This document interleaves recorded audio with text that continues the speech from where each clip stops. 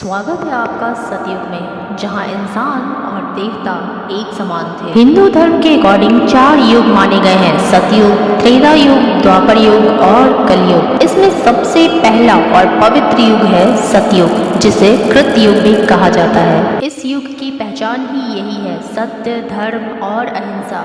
यहाँ इंसानों की आयु हजारों वर्ष होती है और उनके शरीर इतने मजबूत होते हैं कि पूछो मत। उनका मन शांत होता है और बुद्धि एकदम दिव्य। यहाँ इंसान बिना झूठ बोले, बिना किसी को सताए जीते हैं। यहाँ हर इंसान एक दूसरे पर निर्भर है और हर इंसान एक दूसरे की चिंता भी करता है। मान लो जैसे सब एक ही परिवार है। यहाँ हर तरफ हरी भरी वादियाँ, लहलहाती हुई नदियाँ और पहाड़।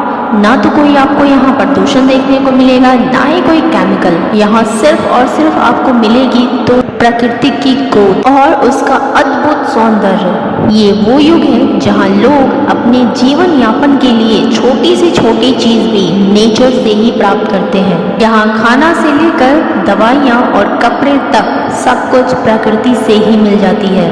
यहाँ के जो लोग हैं वो अत्यधिक आदर्श और चरित्र वाले हैं। क्रोध, ईर्ष्या, लालच क्या होता है ये तो उन्हें पता ही नहीं। ध्यान, तप और योग, यही यहाँ के हर व्यक्ति की दिनचर्या है। आप यूँ कह लो कि यही इनका जॉब है। इस समय के जो लोग हैं उनकी उम्र हजारों वर्ष हुआ करती थी। इस वजह से जब वो ध्यान में बैठते थे तब वर्षों कब बीत जाता था ये उन्हें खुद भी पता नहीं चलता था।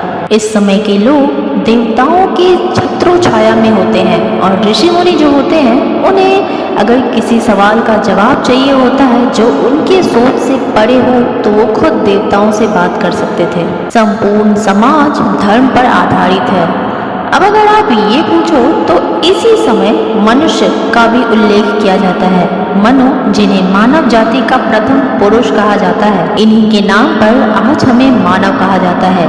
इसके अलावा देवता हो, असुर हो या ऋषि मुनि हो या फिर कोई सिद्ध पुरुष हो, वो सभी इस युग में धरती पे ही रहते हैं। इस समय के जो लोग हैं उनका सिर्फ एक ही उद्देश्य है: आत्मज्ञान प्राप्त करना और मोक्ष प्राप्त करना। क्योंकि इस समय के जो लोग हैं वो सांसारिक सुखों से बंधे नहीं हैं। इन्हें ये अच्छे से पता है कि ये संसार जो है वो असली सुख नहीं है। और इतना ही नहीं, इस युग में इंसान की इच्छाएं इतनी ज्यादा सीमित है कि मृत्यु भी उनके मन से ही आती है। दैट मीन्स जब भी कोई चाहे अपने शरीर को त्यागना तो वो बिना किसी कष्ट के अपने शरीर को त्याग सकता है। अब आप ये सोचो कि किस लेवल के लोग होंगे उस समय। लेकिन कहते हैं ना कि समय है और समय तो आगे बढ़ता रहता है।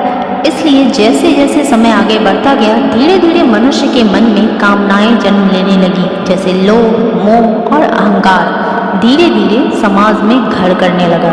और यहीं से शुरुआत हुई अगले युग की, जिसे हम त्रेता युग भी कहा जाता है, जहां जन्म लिया रामायण जैसी महान कथा ने। अब जरा आप ये सोचो, आज हम जिस कलयुग में जी रहे हैं, जब ये खत्म होगा तो वापस से सतयुग आएगा, पर उसे देखने के लिए हम नहीं होंगे, या शायद होंगे बट हमें याद नहीं होगा। आज की यात्रा आपको कैसी लगी मुझे कमेंट करके ज़रूर बताना। और अगर आप चाहते हो कि मैं त्रेता युग के बारे में भी कुछ ऐसी वीडियो बनाऊं तो आप मुझे कमेंट में यस ज़रूर लिख देना। ओके, मिलते हैं नेक्स्ट वीडियो में। Till then take care, bye bye.